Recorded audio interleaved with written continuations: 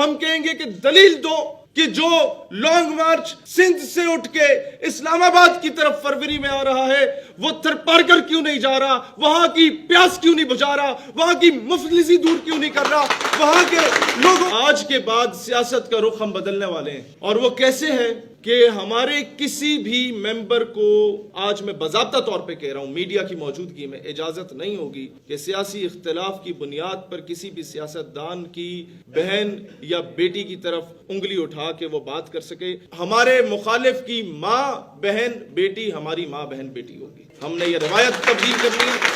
اور کلیپنگ پہ کہیں گی تھوڑا سا, ہم نے دور طالب علمی میں انسان بہت جذباتی ہوتا ہے. میں جب یہاں آ رہا تھا تو میں نے دیکھا ہمارے نوجوان اپنے پیار میں گاڑیوں کو غصے سے سائڈ پہ کر رہے, ٹول پلازے پہ گئے ریلی کی صورت میں تو جناب ایک دو کو میں نے دیکھا نہیں دے رہے.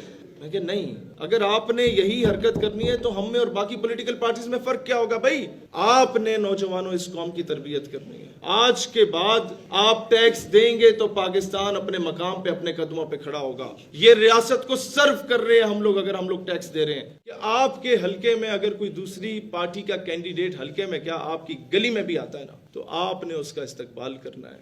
آپ نے اپنے گاؤں دیہات میں کسی بھی دوسری پارٹی کے سپورٹر کا رستہ بند نہیں کرنا. جو زمینوں کا رستہ بند کیا جاتا ہے اس کی وجہ کیا ہے؟ ہم نے اب بدماشی کی سیاست نہیں کرنی. ہم نے اپنے اخلاق, کردار اور دلیل کی بنیاد پہ عوام ہمیں ووٹ دے گی, اور اس کی میں آپ کو گارنٹی دیتا ہوں. ہم دلیل پہ ووٹ لیں گے. ہم انہیں کہیں گے دلیل دو کہ آپ کا صاحبزادہ بلاول ہمارے ان نوجوانوں سے زیادہ بہتر ہے تو تمہیں ووٹ دیتے ہیں. دلیل دو کہ ہم لوگ پہلے انگریزوں کے وفادار, پھر ان کی اولاد, پھر ان کی اولاد, پھر ان کی اولاد, ان کو ووٹ دے. تم دلیل دو کہ وہ ملک کے لیے بہتر ہے تو ہم تمہارے ساتھ کھڑے ہوں گے. ہم کہیں گے کہ دلیل دو کہ جو لانگ مارچ سندھ سے اٹھ کے اسلام آباد کی طرف فروری میں آ رہا ہے وہ تھر پار کر کیوں نہیں جا رہا, وہاں کی پیاس کیوں نہیں بجھا رہا, کے ساتھ وہاں کے لوگوں کو تعلیم کیوں نہیں دے رہا. دلیل دو. ہم ان نوجوانوں کو سپورٹ نہیں کرتے جو بائک پہ ہمارے ساتھ چلتے ہیں, ہم تمہارے پراڈو والوں کو سپورٹ کریں گے. تم دلیل دو کہ جناب آپ کے میاں صاحب کو لیڈر مان لیا, ہمارے وزیر اعظم تھے. یار کس بیس پہ آپ کے پوری پولیٹیکل پارٹیز میں اور کوئی لیڈرشپ نہیں ہے, وہ مر گئے کہ آپ بچوں کو اٹھا کے لیڈر بنا رہے ہیں؟ کس بیس پہ؟ سیلف میڈ لوگ, احسن اقبال جیسے زیرک لوگ, دوسری طرف قمر زمان کائرہ جیسے زیرک لوگ, مطلب خورشید شاہ جن کی ایکسپیرینس ان بچوں سے زیادہ ہے, ان کو کیوں جدی پشتی غلامی پہ لگایا جا رہا ہے؟ اور انہوں نے غلامی کو ایکسپٹ کیا. مسئلہ ہمارا ہے کہ ہم نے غلامی کو انکلکیٹ کرنا شروع کر دیا اپنے اندر.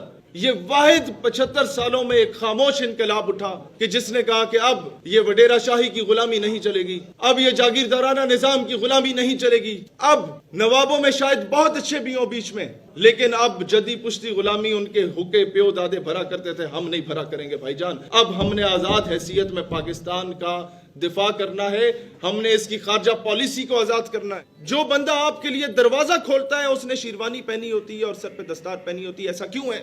آج بھی ہمارے قومی لباس کو وہ اہمیت, وہ فوقیت نہیں دی گئی. پینٹ شرٹ پہننا کوئی جرم نہیں ہے, آپ پہنے, پینٹ کوٹ پہنے, کوئی جرم نہیں ہے. لیکن اپنے قومی لباس کو حقارت کی نگاہ سے کیوں دیکھا جاتا ہے؟ انگریزوں کے دور میں جو شیمپین تھی وہ صرف اسے سرو کرنے کی پرمیشن دی جاتی تھی جس نے داڑھی رکھی ہوئی ہے, تو لوگوں نے داڑھی رکھنا توہین سمجھنا شروع کر دی. گھر کے دروازے کھولنے والے کو دستار پہنا دی, مونچھیں رکھوا کے الاؤنس رکھا گیا ٹیپو سلطان کی توہین کے لیے. ہم لوگوں نے وہی چیز انہیرٹ کرنا شروع کر دی, ہم نے دستار کی توہین کرنا شروع کر دی, ہم نے اپنی قومی زبان کو حقارت کی نگاہ سے دیکھنا شروع کر دیا. ہمارے او اے لیولز کے جتنے سکولز ہیں وہاں پر کئی جگہوں پہ یہ لکھا ہوتا ہے باضابطہ طور پہ کہ اردو بولنے پر, جب میں 6ٹھی کلاس میں تھا تو 10 روپے ایک لفظ بولنے پہ فائن ہوتا تھا. تو ہم نے پھر وہ سکول چھوڑ کے واپس وہاں آئے جہاں کم از کم اردو کو احترام کی نظر سے دیکھا جاتا ہو. انگریزی سیکھنا چاہیے. ہم نے تو بلکہ مدارس پالیسی یہ بنائی کہ مدرسے میں ڈگری ہی اسے دی جائے جو فرانسیسی زبان, انگریزی زبان, فارسی زبان, رشین لینگویج میں سے کوئی ایک سیکھے تاکہ دنیا میں آپ کا نیریٹو پہنچے بھائی. لیکن اپنی زبان کو توہین آمیز انداز میں نہ دیکھا جائے. اپنی قوم کو عزت دو, اپنے لباس کو عزت, اپنی تہذیب, اپنے تمدن کو عزت دو. میڈیا اینڈ انٹرٹینمنٹ پر ہم لوگوں نے اس ریفارمز کی بات کی جب آپ لوگ ہماری ایج کے ہوتے تھے.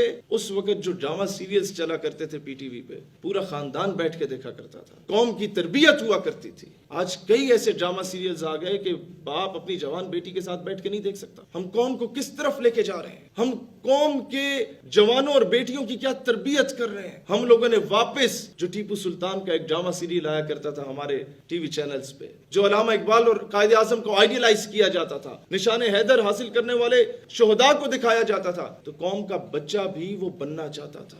ہم لوگ وہ ریفارمز لے کے آئیں گے کہ حقیقی معنوں میں نور الدین زنگی جیسی شخصیات پر ہم لوگ ڈرامہ سیریلز لے کے آئیں گے تاکہ ہماری تہذیب, ثقافت, ہماری ہسٹری ہمارے بچوں کو پتا ہو, and they should be proud of it. اور اس کے بعد ہم لوگوں نے کیا چیز لے کے آنی ہے کہ پاکستان میں پاکستان اپنے فیصلے خود کرے, کسی کے کہنے پہ فیصلے نہ ہو ہمارے ملک کے. کسی کے کہنے پہ ایک ملک سے قرض لو, پھر اس کو واپس کر رہو سود کے ساتھ, اور اس کے لیے کسی اور سے قرض لو, پھر اس کے آگے سجدہ ریز ہو جاؤ, پھر اسے واپس کرنے کے لیے کسی اور سے قرض لو, پھر اس کے آگے سجدہ ریز ہو جاؤ. کب تک یہ غلامی ہوگی؟ ہم نے لا بنانا ہے انشاءاللہ تعالی کہ جس شخص کی ملکیت 10 کروڑ سے زیادہ کی ملکیت کے اثاثہ جات جس کے پاس ہیں, اس کا 10% ریاست کا ہوگا, اور اس طریقے سے ٹیکس کا جو بوجھ ہے وہ غریب پہ بھی نہیں پڑے گا, اور آٹومیٹیکلی پاکستان اپنے قرضوں سے پاک ہو سکتا ہے. اب سوال یہ پیدا ہوتا ہے کہ یہ کیسے ہوگا؟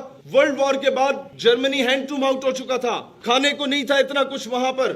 لوگوں نے کہا کہ اب کئی سالوں تک ہم سونا نہیں پہنیں گے. لوگوں نے کہا, یہ قانون بن گیا کہ 1/4 of the entire property belongs to state.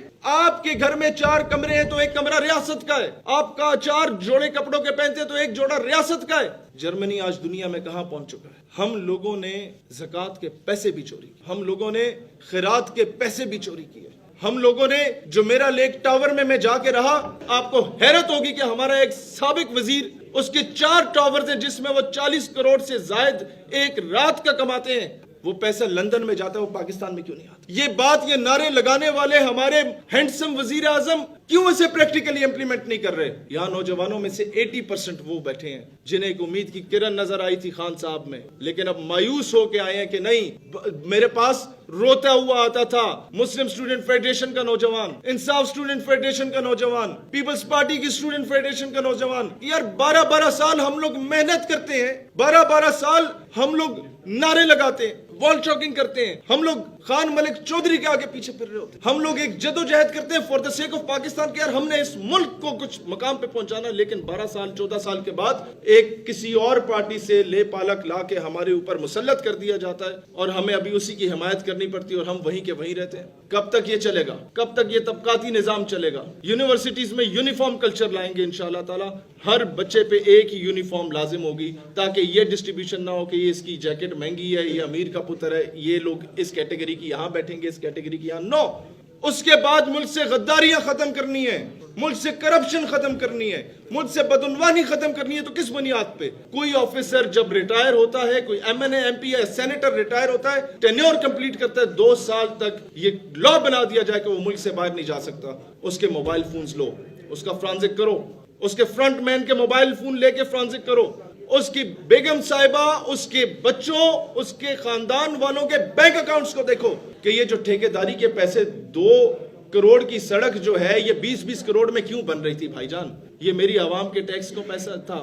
یہ جو ہر ٹول پلازے پہ جا کے آپ ٹیکس دے رہے ہوتے ہیں, جو 2 روپے کی چوئنگم لینے پہ بھی آدھے روپے کا ٹیکس دے رہے ہوتے ہیں, جو 3 روپے کی ماچس پہ بھی کوئی آدھے پونے روپے کا ٹیکس دے رہے ہوتے ہیں, وہ پیسہ کن کی جیبوں میں جا رہا ہے؟ اس چیز پہ ہم لوگوں نے اپنا کردار ادا کرنا ہے. اس کے بعد یہاں پر امیر کے لیے اور غریب کے لیے قانون کے تقاضے ڈیفرنٹ ہوتے ہیں. 11 مہینے ہو چکے ہیں, میں یہاں پر جب جاتا ہوں عدالت میں نئی تاریخ لے کے آتا ہوں, آج تک وہ کیس فائل کرنے والے پیش ہی نہیں ہو رہے, کیونکہ سیاسی مقدمہ کیا گیا ہے, بس اسے آگے لے کے جاتے رہو.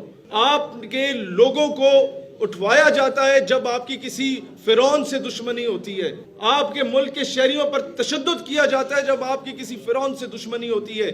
آج اگر پاکستان کو حقیقی معنوں میں خود مختار ریاست بنانا ہے تو ہمیں تھانے کچہری کلچر کو درست کرنا ہوگا. اور اس کے بعد میں ایک اور چیز آپ لوگوں کے سامنے رکھنا چاہتا ہوں. ہمارا یہاں کا مریض آپ کی پتوں کی سے لے کے آپ قصور چلے جائیں، وہ بیچارے کو اٹھا کے پھینک دیا جاتا ہے لاہور چلے جاؤ. آپ کے رحیم یار خان کے مریض کو اٹھا کے ملتان پھینک دیا جاتا ہے. آپ کے گوادر کے مریض کو اٹھا کے کوئٹہ پھینک دیا جاتا ہے.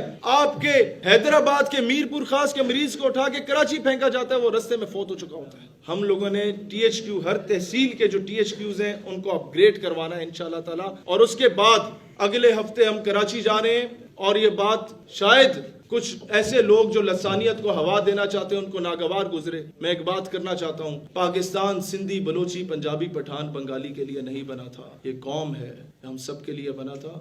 جو لوگ اپنی جان مال، یہ ہم نیریٹو لے کے آئیں گے، اپنی جان مال، تن من دھن، عزت آبرو قربان کر کے all the way from India to Pakistan, وہ مائگریٹ کر کے آیا، ہجرت کر کے آیا، وہ مہاجر نہیں ہے.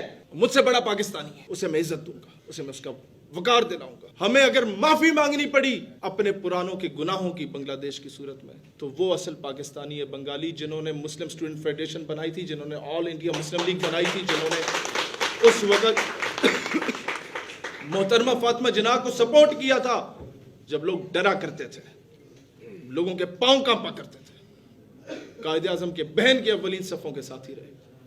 وہ اصل پاکستان ہے. میں اوورسیز پاکستانیز کے ٹیمز کو ایکٹیو کر کے بنگالیوں میں اور یہاں کے لوگوں میں محبت کا جذبہ دوبارہ بیدار کرنے میں اپنا کلیدی کردار ہم لوگوں نے ادا کرنا ہے انشاءاللہ. اور اس کے بعد ہم نے مائنورٹی ونگ لانچ کرنے والے ہیں کے پی کے میں. ہم نے ان دلتس کو رکھنا ہے، ان شودرز کو رکھنا ہے جن کو بھارت میں حقارت کی نگاہ سے دیکھا جاتا ہے اور قتل عام کیا جاتا ہے، اور ان سکھس کو رکھنا ہے جو لوگ پچھلے 2 سال سے غلامی کی چکی میں پس رہے ہیں اور وہ چاہتے ہیں کہ ہمیں آزادی چاہیے خالصتان کی صورت میں. ہم نے کہا ہم نے آپ کا اس معاملے میں ساتھ دینا ہے. صرف کشمیر نہیں، اب جونا گڑھ کی بھی بات ہوگی، اب حیدرآباد دکن کی بھی بات ہوگی، آسام کی بھی بات ہوگی، اور خالصتان کی بھی بات ہوگی انشاءاللہ. اور اس کے بعد میں آخری 2 باتیں کر کے اجازت چاہوں گا. دوستان ذی وقار، وہ یہ ہیں کہ پاکستان تب تک اقوام عالم میں اپنا مقام حاصل نہیں کر سکتا جب تک ہم لوگ اپنی قوم کی عزت خود نہیں کرواتے. جب تک ہم لوگ ہمارے بڑے بڑے وزراء کو جس انداز میں اب بھی پچھلے 2 مہینوں میں چیک کیا گیا انٹرنیشنل ایئرپورٹس پہ، اس کی مثال آپ سب لوگوں کے سامنے ہے. ہم لوگوں نے اس چیز کو تب ٹھیک کرنا ہے جب ہم لوگ بھیک مانگنا چھوڑیں گے. اور سب سے پہلے ہم نے اپنے وزیر اعظم کو فورس کرنا ہے کہ جناب آپ کب اپنے 300 کنال کا بنی گالا کا پلاٹ بیچ رہے ہیں پاکستان کے قرضے اتارنے کے لیے، تاکہ قوم بھی اپنے زیور بیچنے کو تیار ہو. آپ سے شروع ہوگا خان صاحب. یہ ڈیم فنڈ والا معاملہ نہیں ہوگا کہ بعد میں بچوں کی شادیاں کرائی جائیں. اب بات وہ ہوگی، لوگ 10 روپے دینے سے بھی انکار کر دیتے ہیں. یہ تب ہوتا ہے جب لیڈر قربانی دیتا ہے. پھر جاتی عمرہ کے بھی محل بکا کریں گے، پھر لاڑکانے اور لاہور کے بلاول ہاؤس بھی قربان ہو جائیں گے پاکستان کے لیے، ہم کروا کے دیں گے. تب ہم لوگ بھی اپنی جائیدادیں بیچیں گے تاکہ ہمارا ملک اپنے قدموں پہ کھڑا ہو. لیکن یہ تب ہو سکتا ہے دوستان ذی وقار جب آپ حاکم وقت سے ایک آئیں. اور پرائم منسٹر آفس کو یونیورسٹی کب بنایا جا رہا ہے جناب عالی؟ ہم اس کو انٹرنیشنل، ابھی لوگ کہتے ہیں امت مسلمہ، وہ کیوں خاموش ہے؟ اس کا ماڈل بھی ہم تیار کر کے لائے ہیں. یہ پی ایم آفس کو ہم انشاءاللہ تعالی بائی ہوک اور کروک، حکومت میں آنے سے پہلے یا اس سے بعد میں، ہم ایک انٹرنیشنل یونیورسٹی بنائیں گے جہاں پر تمام عرب کنٹریز، ایران، افغانستان، کویت، لبنان، سیریا، لیبیا کے بڑے بڑے پالیٹیشنز اور شیخوں کے بچوں کو لا کے پڑھایا جائے گا.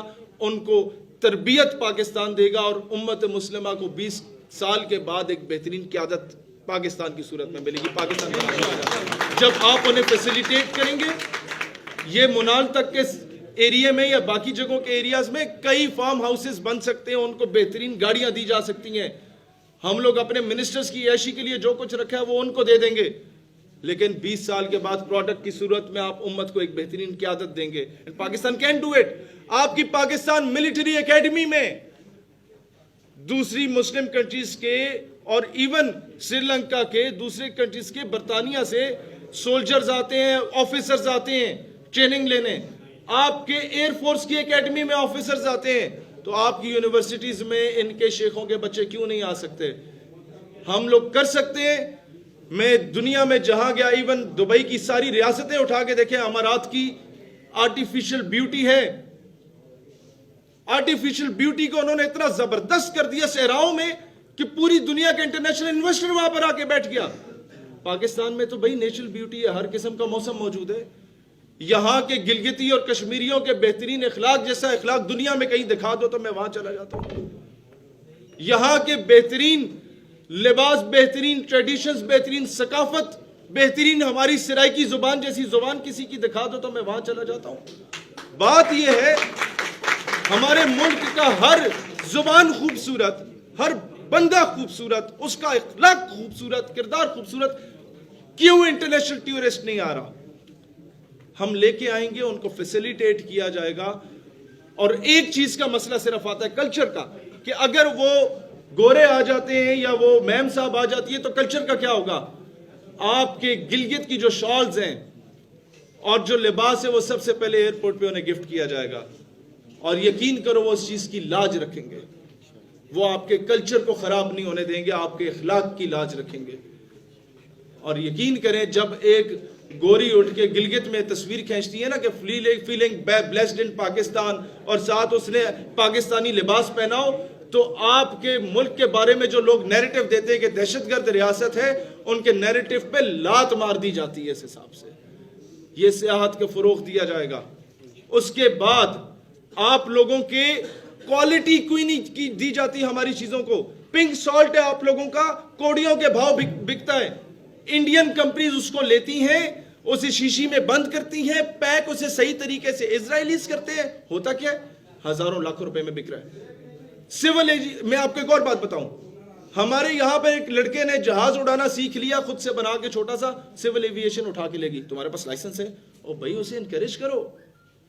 میری یونیورسٹی کا لڑکا تھا، میں سافٹ ویئر انجینئرنگ کر رہا تھا، he was doing electrical engineering. اس نے ایکسکیویٹر کرین بنایا جو ہائیڈرولک تھا. اس نے ایک نیا ماڈل لے کے آیا، اسے 10,000 انعام بھی ایک سینئر آفیسر نے دے دیا. لیکن اس کی ڈگری کمپلیٹ ہوئی. کیوں؟ تمہیں انگریزی نہیں آتی، تمہیں یہ فارمولے نہیں آتے، سکل ہے ہی نہیں.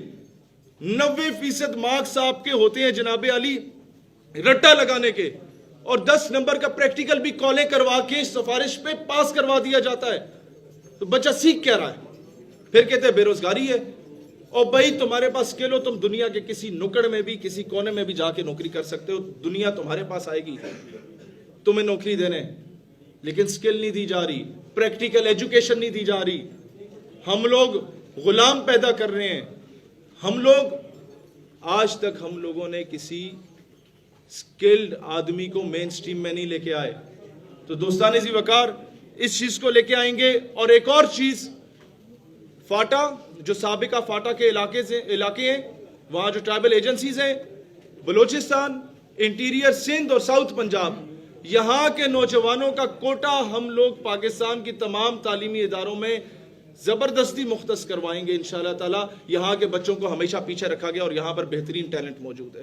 اور اس کے بعد ٹرانسجنڈر رائٹس، یہ جو خواجہ سرا کمیونٹی ہے جس کو ہمیشہ نظر انداز کیا گیا، ہمیں انشاءاللہ تعالی ہمارے رابطے میں یہ ایسے خواجہ سرا بھی جو مدرسے چلا رہے ہیں، جو وہاں پہ لوگوں کو روزگار دے رہے ہیں، ان کا سرکاری نوکریاں دیں گے اور ان لوگوں کا مختص کیا جائے گا کوٹا. یہ بھی اللہ کی مخلوق ہے بھائی، ہمارے ملک کے شہری ہیں، ان کو حقارت کی نگاہ. میرے یہ وعدہ ہے کہ یہ کوئی ان میں سے آپ کو سڑک پہ مانگتا ہوا نظر نہیں آئے گا انشاءاللہ تعالی. اور اس کے بعد کوئی ان کو ٹونٹ کرتا ہوا نظر نہیں آئے گا انشاءاللہ تعالی. جہاں پر پاکستان میں 2 لوگ پہلے بھیک مانگتے تھے سڑک پہ، اب 10 لوگ مانگتے ہیں. کہا جاتا ہے وجہ، تو وجہ اوور پاپولیشن ہے. تمہاری اوور نااہلی ہے محترم ہینڈسم وزیر اعظم صاحب. وہ نااہلی کیا ہے بھئی؟ اوور پاپولیشن ہے تو روزگار نہیں ہے. تو چین میں کہاں سے روزگار آ گیا؟ 125 کروڑ کی آبادی. ہمارا بھائی ہے، ہمارا پڑوسی ملک ہے. وہ حبیب جالب کہتا ہے چین اپنا یار ہے، اس پہ جان نثار ہے، پر وہاں ہے جو نظام اس طرف نہ جائیو، اس کو دور سے سلام. پھر اس نے آگے جو جملے کہے وہ میں میڈیا کے سامنے نہیں کہہ سکتا. دوستان ذی وقار، آپ کے چائنا میں 125 کروڑ لوگ رہتے ہیں, سارے کوئی بے روزگار نہیں پھر رہا, کوئی مانگنے والا نہیں پھر رہا. کیوں؟ گھر میں 5 بندے ہیں, 5 بچے ہیں, تو یہ نہیں کہا جاتا کہ یہ بوجھ بن گئے. موویز نہیں بنتی کہ پال نہیں سکتے تو پیدا کیوں کرتے ہو. ان 5 کو سکلز سکھائی جاتی ہیں, اور چھوٹی چھوٹی کاٹیج انڈسٹریز, چھوٹی صنعتیں جو ریزنیبل سستی ہوتی ہیں وہ بنا کے دی جاتی ہیں. کپڑے بنانے کی سلائی مشین دے دی, سوئیاں بنانے کی دے دی, بالز بنانے کی دے دی, بیٹس بنانے کی دے دی, ہاکی بنانے کی چھوٹی چھوٹی بنانا یا اس کی سٹیکرز بنانے کی دے دی. وہ مارکیٹ میں بکتا ہے, اور اگر وہ مارکیٹ میں چیز بکنے سے رہ جاتی ہے تو ریاست خریدتی ہے, اور اسے پھر سی پیک کے روٹ پہ میڈل ایسٹ اور سینٹرل ایشین سٹیٹس میں جا کے بیچا جاتا ہے. تو پاکستان میں کس ٹیلنٹ کی کمی ہے؟ بھائی جان, میں درہ ادم خیل گیا درے کے بازار میں جہاں یہ بندوقیں بنتی ہیں, پستولیں بنتی ہیں. رشین ایک میں آپ کو بتاتا ہوں, جو 3-3 لاکھ کی بندوقیں وہاں 12-12 ہزار میں بکری ہوتی ہیں, اور اس کا صلاح انہیں کیا دیا جا رہا ہے؟ اریسٹ کر دو اسے, لائسنس نہیں ہے, انتہا پسندی پھیلا رہے. بھائی وہ ٹیلنٹ ہے تمہارے پاکستان کا, اسے لائسنس دو, اسے یوٹیلائز کرو. دنیا امریکہ سے, روس سے اسلحہ خرید ہی رہے, تم سے کیوں نہیں خرید رہی؟ ہمارے میں درے بازار میں جب پھر رہا تھا سر, تو وہاں پر مجھے بندہ ملا, ہی ٹولڈ می کہ یار ایک رشین ہے, اس نے کہا میری بندوق کی پستول کی فلانی پن گر گئی ہے, یہ ذرا کر دو گے؟ تو ہاں میں کر دوں گا. کہتا ہے اس کے ساتھ جو پاکستانی آیا تھا اس نے 3 بار پوچھا کہ 3 لاکھ دی ہے, کر لیں گے؟ میں کہا جی باجی کر لیں گے. وہ کہ نہیں 3 لاکھ دی ہے, کر لیں. کہتا مجھے غصہ آیا, لیکن وہ پٹھان تھا, اس میں مہمان نوازی کا ایلیمنٹ تھا. اس میں اس نے کہا میں نے اپنے جذبات کو قابو پایا. میں نے کہا یہ مہمان ہے دوسرے ملک سے, تو میں نے اپنا اخلاق ٹھیک رکھنا ہے اس کے سامنے, اور ویسے بھی وہ مہمان نواز قوم ہے. اس نے کہا ٹھیک ہے میں اس کو دیکھتا ہوں. 3 دن بعد آیا, ہاں جی پین ہو گئی ہے. کہتا ہے میں نے 2 پسٹلز اس کے سامنے رکھی کہ جو تمہاری اٹھا کے لے جاؤ. کہتا ہے واللہ شہیر صاحب 12,000 کی اٹھا کے لے گیا, 3 لاکھ والی ادھر ہی موجود تھی. یہ ٹیلنٹ ہے ہمارے پاس. آپ کے پاس, میں ابھی تفصیل میں نہیں جاؤں گا, کئی اس طرح کے معاملات ہیں, آپ انہیں سیٹل کر سکتے ہیں. وہ پورے کے پورے گاؤں ہیں, وہ بنانا جانتے ہیں چیزوں کو, ان کو یوٹیلائز کرو. وہ ریاست کا اثاثہ ہیں, آپ کے مذہبی طبقے ریاست کا اثاثہ ہیں. ان کو ایکسپلائٹ نہ کرو, ان کو مس یوز نہیں کرو. آپ کے ملک کے نوجوان آپ کا قیمتی اثاثہ ہیں, ان کو ٹرک کی بتی کے پیچھے نہ لگاؤ. خان صاحب ان کے ساتھ سچ بولو کہ بھئی میں ملک چینج چاہتا تھا, میں ملک سے عشق کرتا ہوں, ملک سے محبت کرتا ہوں, لیکن میرے بچوں میں ایک نااہل آدمی ہوں, میری پوری ٹیم نااہلوں سے بھری ہوئی ہے, پرانے مستریوں سے میں نیا پاکستان نہیں بنا سکتا. سچ بول دو نا اس قوم کے ساتھ.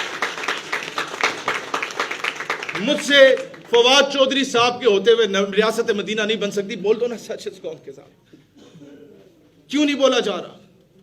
ان الیکٹڈ بندوں کو لا کے تم لوگوں نے آدھے مشیروں کو بٹھایا ہوا ہے. کس طریقے سے تم نیا پاکستان بناؤ گے؟ بھائی عوام ان کو لیڈر ماننے کو تیار نہیں ہے, بیوروکریسی ان کی بات سننے کو تیار نہیں ہے, اپنا عزت مقام بنا نہیں پائے وہاں پہ, یا ان کو کنٹرول نہیں کر پائے, یا ان کے ساتھ آپ سلام دعا نہیں بنا پائے.